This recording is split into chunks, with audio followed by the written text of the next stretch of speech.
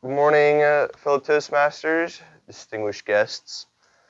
Who are you? Who are you? Who are you? Who am I is the question that I will be answering today. And to do that, I'm going to use some statistics. Now, before everybody starts standing up and heading towards the door because I said something that might involve some math, don't worry. No math. Only going to be talking about people here. Because what I'm specifically talking about is something called the law of averages. And what that is a theory that you are the average of the 5 closest people to you. So today I'm going to tell my story, who I am, where I'm from, through the 5 people that have had the most impact on my life. Beginning with my grandfather, who every time around this year, since I was about 8 or so, would travel up to Puget Sound to his house on Whidbey Island. And every year he'd always have a stack of books next to his chair on one side and a chessboard on the other side. And it was here that I first got introduced to some interesting literature, learned how to play chess. And it was the first time I had some long, interesting conversations with another adult. And through him, I was able to really think about what I wanted to do with my life, which would then get me to the next person, my scoutmaster, Jerry Schleining, who a few years later, after the first time I went up to Whidbey Island, I would find myself on a summer morning shivering next to a lake in the middle of the woods as my scoutmaster, a retired Army Command Sergeant Major and Ranger, was giving me some much needed tough love on how I was in fact not the first person ever to jump into that cold lake. He would continue to provide some much needed tough love throughout my adolescence, and I got my first taste of being on a team and of leadership and of an appreciation for the outdoors.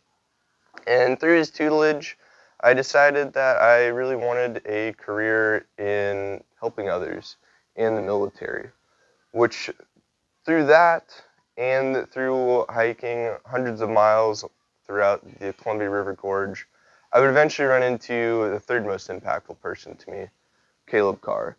Now, a few things about Caleb. He is a 6'2", hard-charging New Zealander, which is very important to know because what we were in together was the Multnomah County Volunteer Search and Rescue Team. And this would involve going uphill, downhill, through rough terrain, adverse weather, rain, snow, sleet, all hours of the day and night, with about 40 pounds on our backs. And going back to the 6'2" hard chargingness, my meager 5'8" frame would get a real butt kicker sometimes trying to keep up with him. But I knew that no matter how tough it was, and there was some blood, sweat, and tears shed on a fairly frequent basis with him, that as long as I was with him, he would take care of us, and we would do whatever it took to help the people that we were looking for. And this zeal that he had towards helping others really carried out into all other aspects of his life. And that was something I was really enamored by and really have tried to emulate even to this day.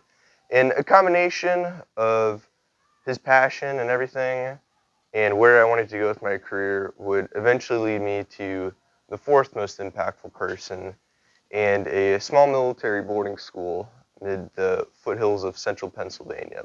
The same boarding school, actually, my grandfather went to and graduated from in 1945, also to prepare for the military. It was my English teacher's senior year, Kieran Conrad, who is by far the smartest person I've ever met in my entire life. And he has an almost scary understanding of the English language, able to use the precise word in the precise setting almost robotically. And it was through him that he really opened me up into a new intellectual world. Not what to think, but how to think. And he was really adamant with his students on ensuring that they were prepared for life. He was so adamant that if you ever got a D or an F in his class, he would staple an application to Burger King to it. True story. Just to make sure that you knew that although you might be going places, it might not be the places you want to go. So this concern for us to ensure that we were going along the right path led to a lot of deliberation on my part, which would eventually lead me back to the place of my birth in Columbus, Ohio, where I attended Ohio State, and would meet my fifth most impactful person, my longtime roommate there, and best friend, Benjamin McDonough. Now, McDonough's profession was thinking, and his hobby was learning, the same way someone might be an electrician and have a hobby of fishing. And luckily, I just had the smartest person I know as an English teacher the year before, because frankly, I probably wouldn't have been able to keep up with this intellectual heavyweight otherwise. We would have sparring matches of the brain just about every night, and it really got me to question some things I thought I knew, and to solidify some things that I was even more sure of. And even to this day, we remain good friends, holding each other accountable, always trying to learn and improve ourselves, which is what brings me here before you today, as I'm sure many of you are also here trying to learn from others, trying to improve themselves. And so I am brought back to the original question of who are you? And I challenge you to take some time and think about the 5 people that are closest to you and how they made you who you are today.